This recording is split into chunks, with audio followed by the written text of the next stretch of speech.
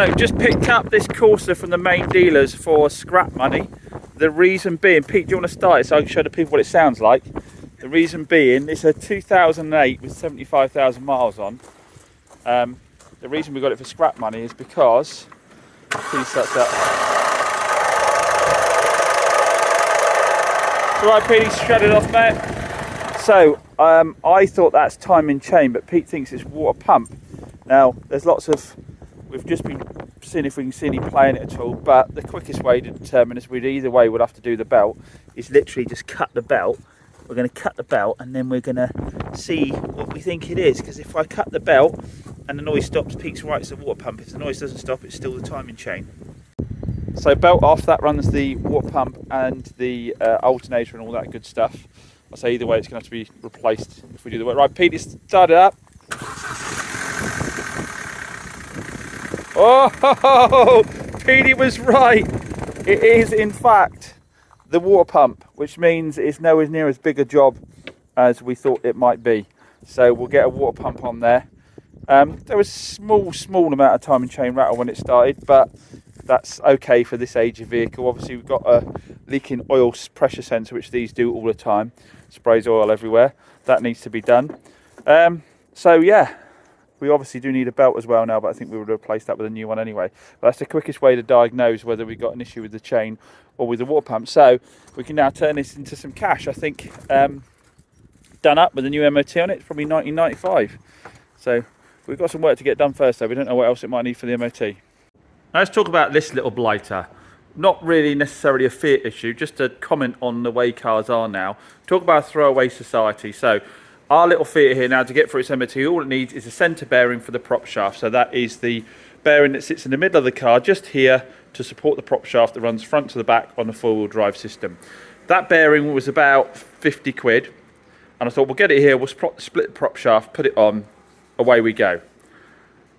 But we don't have the tools for splitting the prop shaft. It seems no one has. I've rung the local Fiat specialist and they say, no, we replace the entire prop shaft. I rung the local 4x4 place to say, no, we replace the entire prop shaft. Looked online, oh, they replaced the entire prop shaft. So you are throwing away an entire prop shaft for the sake of one centre bearing in the middle. Unbelievable. So now I've got to be looking for an aftermarket prop shaft for it that doesn't cost an arm and a leg. Absolutely crazy, isn't it? We wonder why we've got landfill, you know, up to the gunnels with everything and anything in it when, you know, you have that kind of wastage. So another super cheap car picked up, a Nissan Qashqai 1.5 DCI on a 2010, and it's covered 174,000 miles, this car. Bit of a strange story how I ended up with this.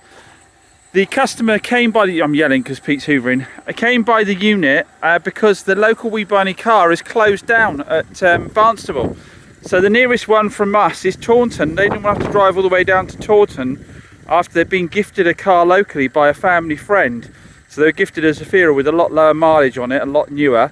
They're obviously good family friends because they were gifted the car, and they said, we had a quote of £300 for this from We Buy Any car, and we didn't want to drive to Taunton. Someone said, oh, why don't you go and see James up at CG Cars? He might have the car off you. He might give you that for it.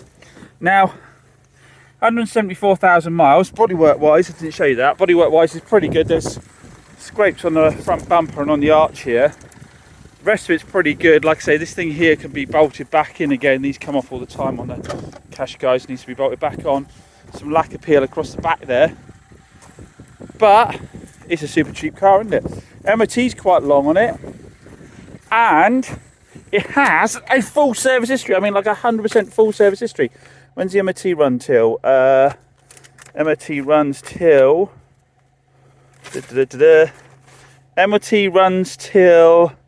November. It's got a note of subframe corrosion, which they all have at this age.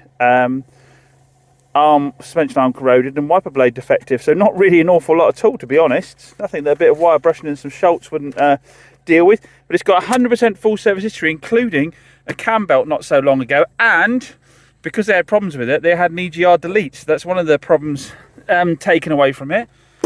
It's always started on the button for me. I've had it a couple of days, sitting around a couple of days. 51 mpg average. I do love these 1.5 DCIs. And yeah, it's always started on the button for me. Clutch is still good. Changes gear, sounds like every other 1.5 DCI I've had. It's braking okay, all that kind of good stuff. I mean, for 300 quid, what can you say? What can you say, really? It'll make someone some really affordable transport, isn't it? Would you retail it? I think you'd have to be suicidal to retail it. Apologies, let's put my seatbelt on a second. Yeah, I think you'd have to be suicidal to retail it, which is a shame. Because like I say, it could make someone a very cheap car, couldn't it?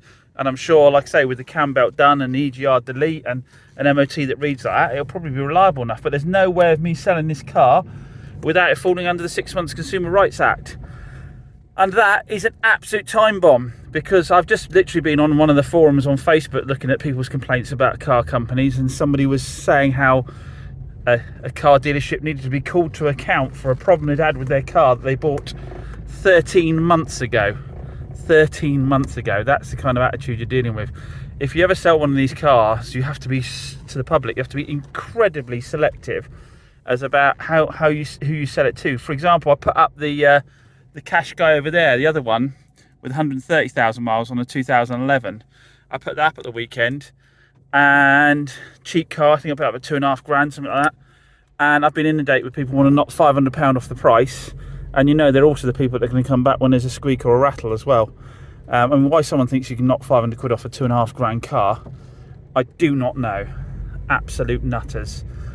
But the thing with it is if you did have a way of selling these cars without any comeback, then you probably would do them very cheaply. I'd probably let someone have that car for £2,000 if I knew there was zero comeback. But it doesn't matter. You can put sold as seen. You can put whatever else, spares and repair, whatever else you want to put on an invoice means absolutely nothing. If you sell it to a member of the public, you've got 6 months consumer rights. And that's why, people, you can't really buy cheap cars anymore, because for vast majority of dealers, it is a far safer move just to stick this through an auction than it is or sell it to another trader who is a bit more brutal than you are, than it is to actually offer it out yourself. And so that explains to you people why you won't find cars at around £2,000 at dealerships anymore. Anyway, let's get it parked up. I think Mad Mike's probably going to have this one off me, I would have thought. Got his own mechanic that works from super cheap, so if he has problems, he can get them fixed really cheaply as well. I think he's probably better at setting people's expectations than I am. I think I'm a bit too soft on my warranty claims. I think Mike does classic cars, so he's used to telling people, hey, it's old, get used to it. It is what it is. You're going to have to put some money into it at some point or other. But yeah, it seems to be going around the car park all right, doesn't it? I don't know why I have such a love for cheap cars like this. Doesn't matter how the bank account is looking, I would still love to be bombing around in something I could know only cost me this much. I just love cheap transport. So there you have it, grand total of £500 for these two working vehicles. One needs a water pump, but the other one is pretty much ready to go. Like I say, don't you love Bangonomics at its best? I say I really wish that we had some sensible law in this country that allowed me to sell cars like this to the public, because I know so many people out there do need cheap little runabouts, but like I said, way too much of a minefield, unfortunately.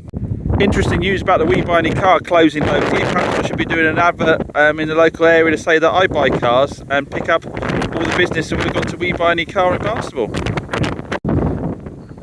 Sorry for the wind noise. I am on a new mobile phone, but people still seem to be complaining that the sound isn't any good. So I don't quite know what the problem with that is. Back in my favourite cheap car, which is of course my Suzuki Swift Sport, which is still going strong at which is still going strong at 103,000 miles, 536, regardless of how much I hoon it everywhere. This little blighter just takes it every time. It probably could do with a new clutch now. It can get a bit sticky sometimes, but what a little legend of a motor. What did we buy this for all those years ago? £2,000? I think we bought it for £2,000. And what have we done? Put tyres in it, done a service on it. Spent a few hundred quid at the last MOT. But bloody love this little car. Absolutely love it. Puts a smile on your face all the time. Even though To everybody else, it probably looks just a worthless old car. It's miles for miles, this one. A little go on British car auctions this week because I just need small cars. I've got lots of other stuff out there, but the small cars are the ones selling quickly.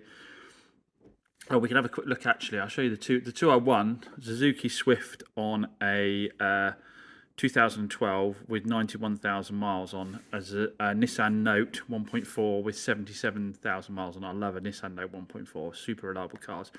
£1,100 and £1,500 on the face of it. Looks very good, doesn't it? But dreaded fees, dreaded delivery. What have we come out at on them? We've come out at £1,643 on the Swift, which I think is probably, I think I can get 3.5 for the Swift. And then on the Nissan Note, we've come out at £2,000. Again, I think I can get at least 3.5, if not 4, for the Nissan Note. I think 3,995 is probably a realistic price for the Nissan Note. Again, might seem like decent margins, but these cars, we don't know how much paintwork we need. We don't know how much they need for an MOT. As you've seen before, £2,000 normally will end up being about £700 net after all the costs, advertising, VAT, MOT, everything else. But they're two good little pitch fillers. Hopefully they're good little pitch fillers. We'll find out when they turn up. I'll be sure to video when they do. Sorry for how dirty my screen is.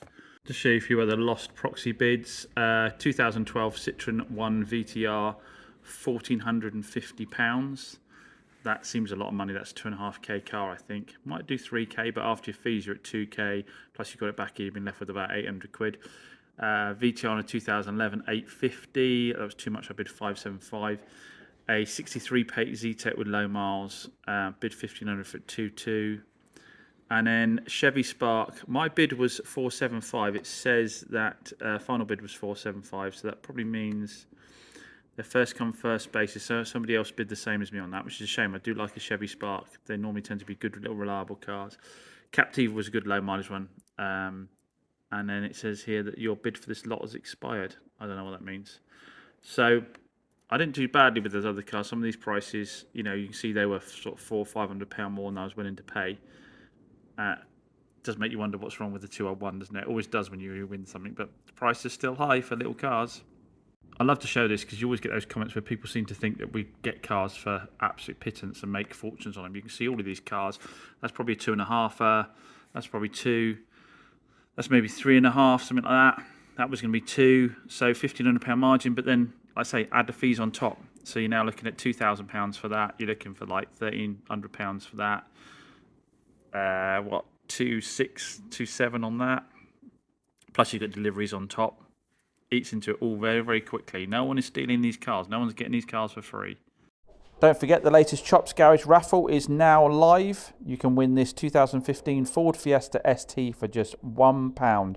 And when you enter, you help support our charity of choice, which is Ability FC, the local football club for children and adults with learning disabilities.